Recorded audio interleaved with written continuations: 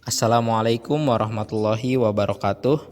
Perkenalkan, kami dari kelompok 7 dengan anggota saya ada Aji Iswanto, ada Bu Gina Nurpuadah, ada Bu Ike, dan juga ada Bu Sela Oktaviani. Di sini kami akan menanggapi kasus di ruang kelas yang mana terdiri dari 3 kasus. Untuk penjelasan tiap kasusnya akan dijelaskan oleh rekan saya. Kepadanya saya silahkan. Kasus pertama, bayangkan jika Anda adalah seorang guru matematika di kelas 7. Saat ini, Anda hendak menyampaikan materi mengenai matematika sosial, yakni mencari nilai rata-rata atau min. Untuk memudahkan peserta didik dalam memahami pembelajaran, Anda mencoba untuk membuat urutan atau langkah-langkah yang perlu diikuti oleh peserta didik agar dapat mencari nilai rata-rata pada sebuah soal. Anda meminta kepada peserta didik untuk mengerjakan soal yang Anda berikan.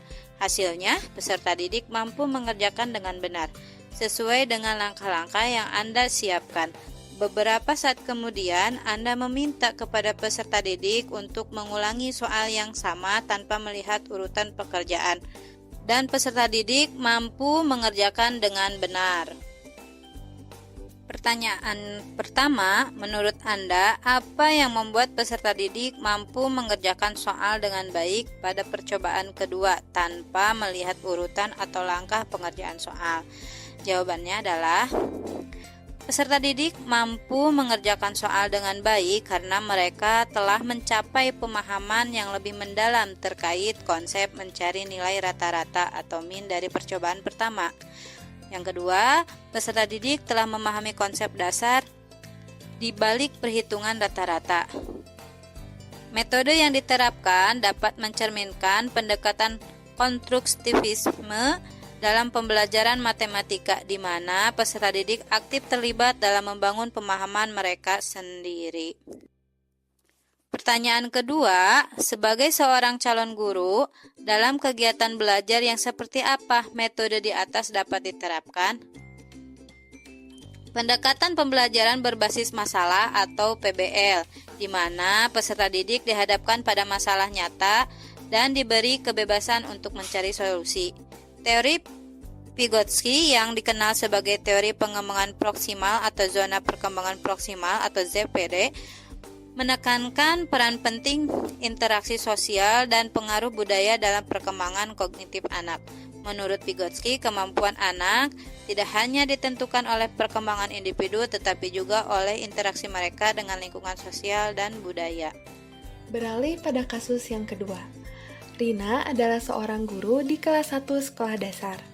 Sebagian besar peserta didiknya belum bisa berhitung dengan lancar. Rina sedang memikirkan cara yang sesuai untuk membantu setiap peserta didik menyelesaikan tentang belajarnya. Pertanyaan pertama, apa yang dapat Rina lakukan untuk membantu peserta didiknya sesuai dengan tahapan perkembangan usia? Pertanyaan kedua, mengapa Anda menyarankan hal tersebut? Elaborasi jawaban dengan teori yang berkaitan. Upaya memberi bantuan kepada siswa usia kelas 1 sekolah dasar dapat dilakukan dengan pertama, memanfaatkan alat bantu dalam proses pembelajaran berhitung. Alat bantu yang digunakan dapat berupa benda nyata yang ada di sekeliling siswa. Contoh alat bantu yang dapat dibangun oleh guru adalah kartu angka dan kubus matematika. Alasannya adalah siswa kelas 1 sekolah dasar umumnya telah memasuki tahap operasional konkret. Menurut Piaget, tahap operasional konkret dialami oleh anak berusia 7 hingga 11 tahun. Dalam tahap tersebut, anak akan mampu berpikir logis terkait peristiwa konkret dan mengelompokkan benda ke dalam bentuk yang berbeda. Operasi konkret merupakan tindakan mental berkenaan dengan objek yang nyata, sehingga pembelajaran tidak lagi bersifat abstrak dan guru tidak lagi membiarkan siswa berada dalam kebingungan dengan pemanfaatan alat bantu sebagai objek yang nyata.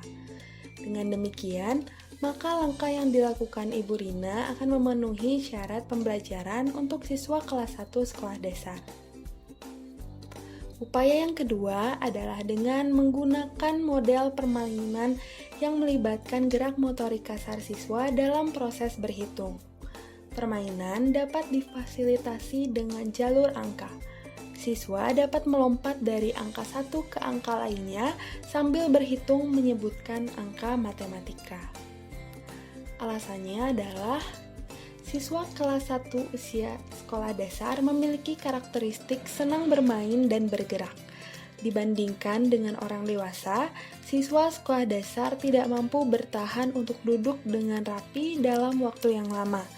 Sehingga dengan permainan kinestetik yang melibatkan gerak motorik kasar dapat menjadi sarana dalam pembelajaran yang menyenangkan kepada siswa namun tetap bermakna. Selanjutnya yaitu mengenai kasus yang ketiga. Made adalah seorang guru yang mengajar di salah satu sekolah negeri wilayah Bali.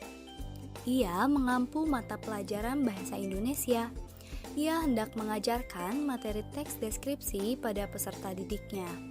Pada buku cetak yang menjadi panduan saat mengajar, terdapat beberapa contoh teks deskripsi menceritakan tentang bangunan-bangunan pencakar langit yang ada di ibu kota. Dengan memperhatikan latar belakang setiap peserta didiknya, Made pun mencoba untuk memberikan contoh yang berbeda. Ia memberikan contoh teks deskripsi tentang pantai dan makanan khas di Bali. Pertanyaan yang pertama, menurut Anda, apakah pertimbangan dan keputusan Made sudah sesuai? Mengapa demikian? Pertimbangan dan keputusan Made dalam mengajarkan teks deskripsi dengan memberikan contoh tentang pantai dan makanan khas di Bali sudah sesuai. Hal tersebut dikarenakan dengan menyajikan contoh yang relevan dengan kehidupan peserta didik dapat membantu mereka lebih mudah memahami materi yang diajarkan dan meningkatkan minat mereka dalam proses belajar. Sebagaimana menurut Anggra dan Eri Rahmawati pada tahun 2018 bahwa pemanfaatan lingkungan sebagai sumber belajar oleh siswa akan menghasilkan pemahaman yang konkret terhadap materi pelajaran. Penggunaan fasilitas yang ada di sekitar mereka dalam proses belajar mengajar adalah bagian dari aktivitas pembelajaran.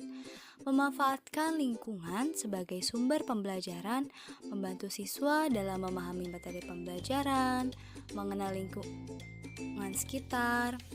Selain itu, memberikan contoh yang berbeda dari buku cetak yang menjadi panduan saat mengajar juga merupakan tindakan yang baik. Hal ini dapat memperkaya pengetahuan peserta didik dan membuat mereka lebih tertarik dalam mempelajari materi tersebut. Kemudian, pertanyaan yang kedua, prinsip apa yang Made gunakan dalam kasus tersebut? Elaborasi jawaban Anda dengan menyertakan teori yang berkaitan. Berdasarkan pendekatan yang digunakan oleh Made dalam mengajarkan teks deskripsi tentang pantai dan makanan khas di Bali, sesuai dengan prinsip-prinsip teori konstruktivisme. Teori konstruktivisme menekankan bahwa pembelajaran terjadi melalui konstruksi pengetahuan oleh individu yang berdasarkan kepada pengalaman mereka sendiri. Sebagaimana menurut Vygotsky yang dikutip dalam Hasan dan Kadfi pada tahun 2015 bahwa pembelajaran melibatkan dua aspek penting. Yang pertama, pembelajaran merupakan proses biologis yang mendasar. Yang kedua, yaitu melibatkan proses psikososial yang lebih tinggi.